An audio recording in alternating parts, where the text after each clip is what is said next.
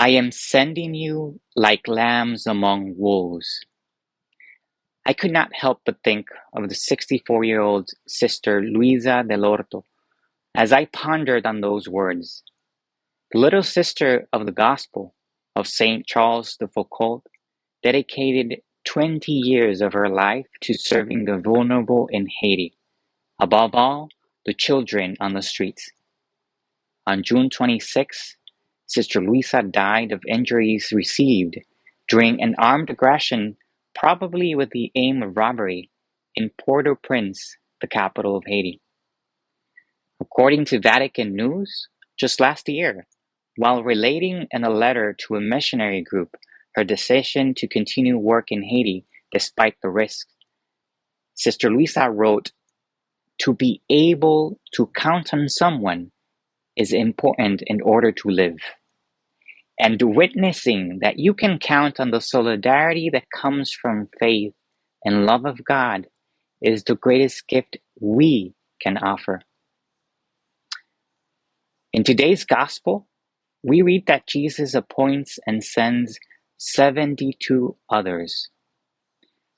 When we take a look at Genesis chapter 10, Scripture lists 72 nations. Therefore, the number 72 in today's reading seems to be symbolic, pointing out that the disciples were sent to all nations. They were sent to the whole world to proclaim the good news. However, this sending forth is not something of the past. We, followers of Christ, make up the 72 others. Like Sister Luisa, we are sent today to proclaim the good news to the whole world, especially to those in the margins. Jesus' instruction to greet no one along the way is a time-saving measure that highlights the urgency of the mission. And this mission is not a piece of cake. Jesus instructs us about the dangers of this assignment. Go on your way. Behold, I am sending you like lambs among wolves. The Bible contains several references to wolves as metaphors for greed and destructiveness. In some cultures, the wolf is perceived as quick-tempered, deceitful, bold, and violent. Consequently, people of this type are crafty, bloodthirsty, quick to anger, and vicious to the extent that they refuse what is given or offered, but steal what is not given. So Jesus leaves us no doubt about the challenges, obstacles, and dangers which will await us throughout this journey. We will, if not already, face wolves. What might be perplexing is that rather than equipping us, the disciples, for the journey, Jesus de-equip us of what seems to be essential things. Do not carry a wallet, a travel bag, or sandals.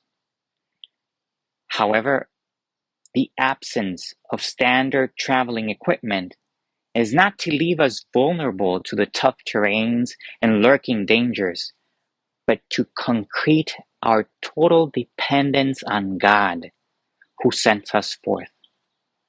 We are to depend on God's providence, not on the money, equipment, technology, or knowledge we possess. Trust in God to provide you with what you need for the journey. He has sent us ahead in pairs so that we may journey together as a community, as a family. Sister Luisa was never alone in Haiti. The support of her religious community and of all those who walked with her provided comfort and support in her difficult labor. So too can we look unto other companions placed by God on our journey to face adversity, uncertainty, and any challenges that arise. Sister Luisa demonstrated that this mission is not impossible nor futile.